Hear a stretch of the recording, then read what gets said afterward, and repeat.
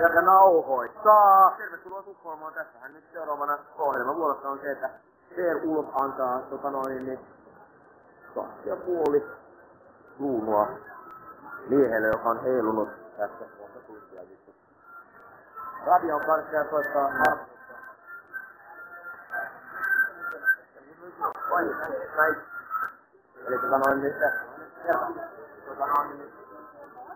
sosiaalihuolto toimii tässäkin paikassa. Hyvä lyö. Otetaan zoomit noihin pistoihin. Joo.